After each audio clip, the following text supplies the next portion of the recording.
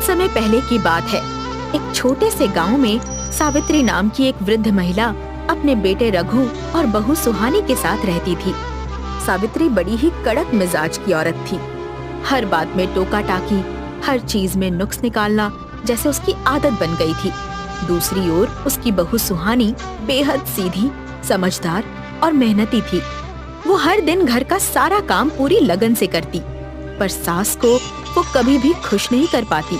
वो हर बार सुहानी को कुछ न कुछ सुनाती रहती। हाय रे हाय, आजकल की लड़कियों का क्या ही कहना। क्या हुआ माँ जी?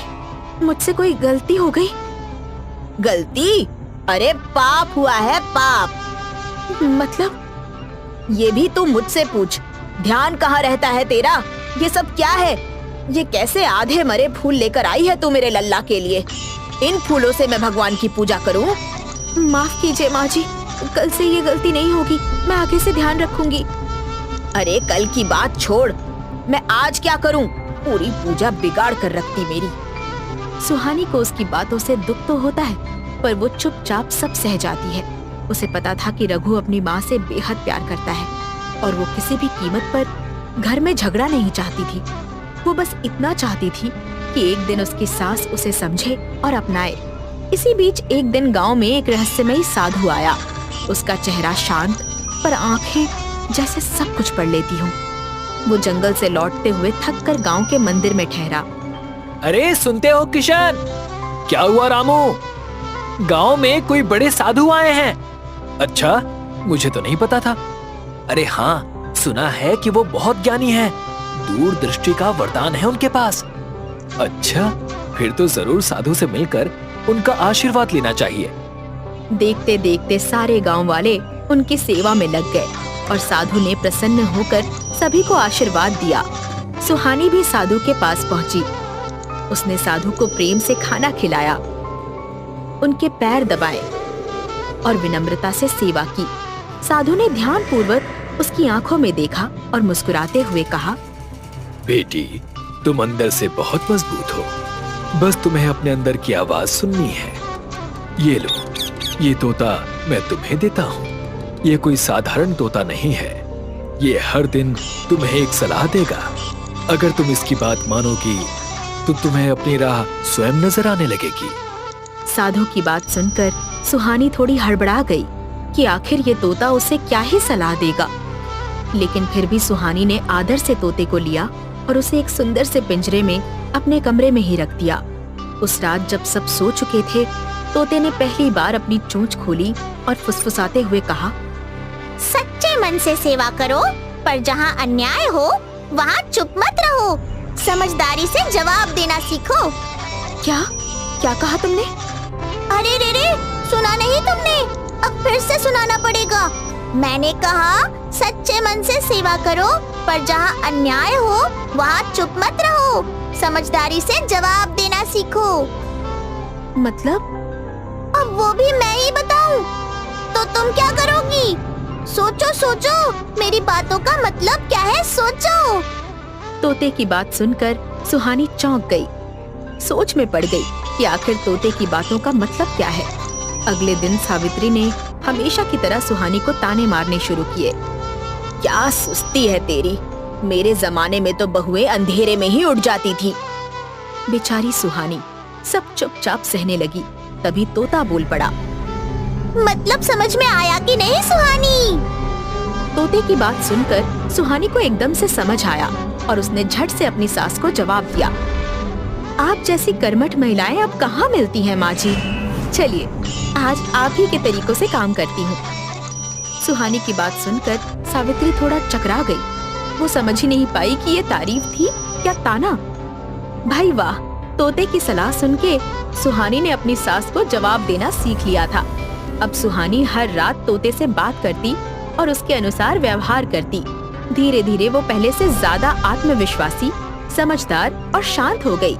वो अब हर ताने का जवाब मीठे और मजेदार अंदाज में देती, जिससे सास का गुस्सा खुद ही मंद पड़ जाता। सास कहती, तेरी तो हंसी ही नहीं रुकती।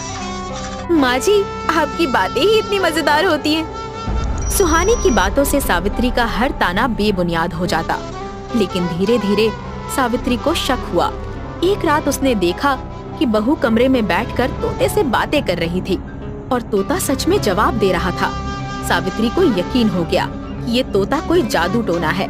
उसी रात वो चुपचाप उठी और तोते को दूर जंगल में ले गई।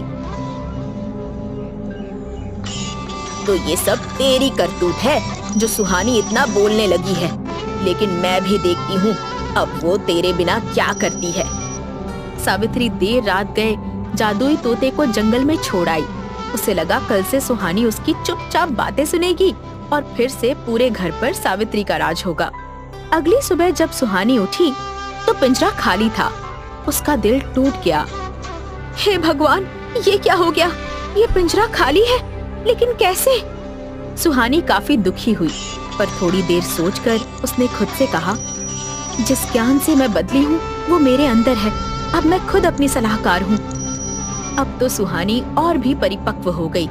वो सास के हर ताने का जवाब समझदारी से देती, पर कभी भी बदतमीजी नहीं करती। उसकी मीठी बातें सुनकर गांव की औरतें कहती, सुहानी तू तो लक्ष्मी है, तू तो बहुत भाग्यशाली है सावित्री। भाग्यशाली? और मैं, वो भी इसकी वजह से? अरे भाग्यशाली तो ये है जो इसे मेरे जैसी सास मिली है, वरना न घर का काम होता न खेती का।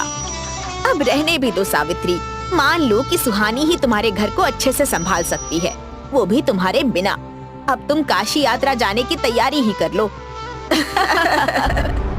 गांव की औरतों का सुहानी के बारे में यूं अच्छा बोलना सावित्री को रास नहीं आया। उसे जलन होने लगी। वो गुस्से से अंदर चली जाती है और तमाशा करती है। गुस्से में आके सुहानी के धोए हुए सारे बर्तन पटकना शुरू कर देती है। अरे अरे माँ जी, ये आप क्या कर रही हैं? क्या मतलब? दिखता नहीं? इतने खराब हैं ये बर्तन। लेकिन मैंने इन्हें अभी धोया है।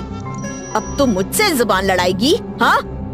सुहानी के जवाब से सावित्री का पारा और भी चढ़ता गया और वो सुहानी पर हाथ उठाने ही जा रही थी कि नीचे गिरे बेलन की वजह से सावित्री खुद जोर से गिर गई। हाय राम, मर गई, मैं तो मर गई। माँ जी, आप ठीक तो हो? नहीं, मैं तो मजे में हूँ। दिखता नहीं तुझे मैं गिर गई हूँ। कोई बात नहीं, मैं हूँ ना। उठिए माँ जी, उठिए। सावित्री अपने ही बुरे बर्ताव की वजह से गिर पड़ी, लेकिन फिर भी उसका सुहानी को ताना मारना कुछ कम नहीं हुआ। अब वो दिन रात सुहानी से खुद की सेवा करवाती रहती, उसे भला बुरा कहती, लेकिन सुहानी उसे कुछ ना कहती। वो सावित्री की हालत को देखकर चुप रहती। लेकिन एक दिन सुहानी के सब्र का बांध टूट गया और उसने सावित्री से कहा, आपकी दिक्कत क्या है? मैंने हर बार आपकी बात सुनी है, आपका कहा हुआ हर काम किया है, फिर भी आप मुझे दिन रात खरी खोटी सुनाती रहती हैं। मैं अब ये और नहीं सह सकती। मैं आपके इस गलत व्यवहार को और बढ़ावा नहीं दे सकती। मैं ये घर छोड़ के जा रही हूँ। सुहानी की बात सुनकर सावित्री चौंक गई। उसे पता था कि सुहानी की कही हर एक बात सही थी। सावित्री बेवजह सुहानी को परेशान कर रही थी, लेकिन जैसे ही सुहानी ने घर छोड़ने की धमकी दी, सावित्री डर गई। उसे अपने किए पर पछतावा हुआ और उसने सुहानी से माफी मांग ली। बहू, मुझे माफ कर दे। मैंने तुझे दुख ही दिया है, फिर भी तूने मुझे सम्मान दिया। माँ बेटी में माफी नहीं होती, बस समझदारी होती है। घर में पहली बार सच्ची शांति और स्नेह का वातावरण बन गया। रघु भी ये सब देखकर बहुत खुश हुआ। कुछ दिन बाद खबर मिली कि वही साधु फिर से गांव के मंदिर में आया है। सुहानी दौड़ती हुई वहां पहुंची। साधु ने उसे देखकर कहा, बेटी, तुमसे तोता छीन लिया गया, पर तुमने उसी से ज्ञान प्राप्त किया और उसे अपनाया भी। यही तुम्हारी असली सफलता है। फिर साधु ने एक और तोता निकाला और कहा, अब ये तोता उस स्त्री को दे दो जिसने तुम्हें बहुत परेशान किया है। उसे भी ज्ञान और समझदारी की आवश्यकता होगी। साधु की बात सुनकर सावित्री ने शर्माते हुए तोते को हाथ में लिया और कहा, सही कहा आपने, मुझे भी ज्ञान की जरूरत है ताकि मैं भी बहू जैसी बन सकूं। तोते ने हल्के से पंख फड़फड़ाए और बोला, अब ये घर एक सच्चे परिवार में बदल चुका है। मेरी जरूरत अब बस याद दिलाने भर की है।